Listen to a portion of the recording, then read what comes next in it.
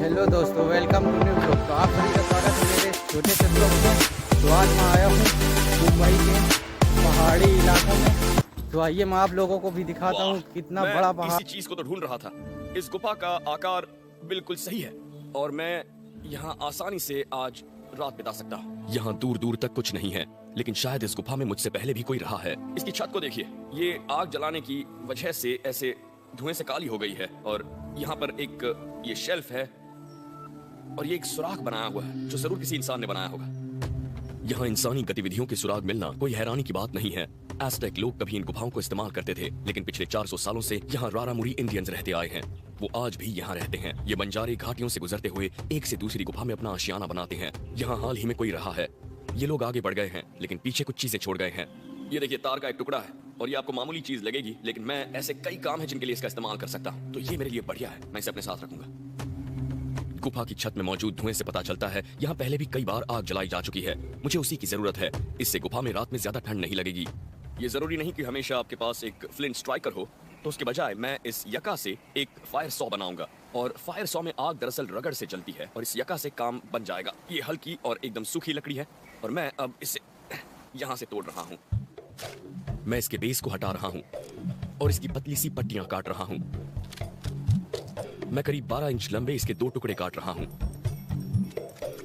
इन ढलानों पर सोटोल पौधे हर कहीं उगते हैं और उसकी पत्तियों से रस्सी का काम लिया जा सकता है। तो अब मैं थोड़ी सी टिंडर, थोड़ी सी सूखी घास लेकर इसे यका के टुकड़े पर रख रहा हूँ। मैं इसके एक तरफ पत्थर रख रहा हूँ और दूसरी तरफ भी, ताकि लकड़ी के इन 2 टुकड़ों के बीच में हवा बह सके। अब मैं इन्हें आपस में दबा रहा हूँ इस तरह, और अब मैं इन्हें बांधने वाला हूँ। इसके एक छोर को कसकर बांधिए और दूसरे को भी, और लीजिए काम हो गया। ये इस फायर सॉ का निचला हिस्सा है और लकड़ी के इस टुकड़े को भी मैंने मुख्य शाख से तोड़ लिया था और ये एक फायर सॉ की तरह काम करने वाला है, जिसे मैं घिसकर रगड़ पैदा करूंगा। अब मुझे इसे परखना होगा। इस पर ये पत्थर रखना जरूरी है ताकि ये बेस हिले नहीं। हाँ, और अब हम शुरू कर सकते हैं। ये बिल्कुल हिल नहीं रहा है। अब मैं फायर सॉ को इसके साथ रगड़ रहा हूं।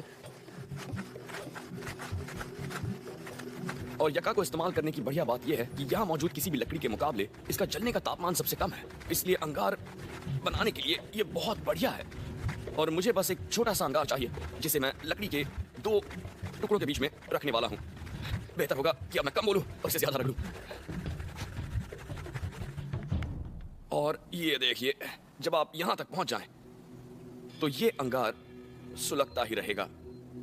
यानी इसे बनाने से जुड़ी आपकी सारी फिक्र खत्म हो जाएगी। अब मैं नीचे मौजूद इस घास पर इसे पलटता हूं इस तरह। जब अंगारे के चारों तरफ ढेर सारी सूखी घास होगी तो वो बहुत जल्दी जलने लगेगी। काम बन गया। लीजिए, आग जल गई।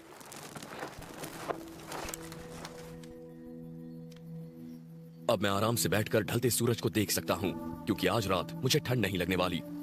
घाटियों का ये इलाका बहुत ही दूर दराज है।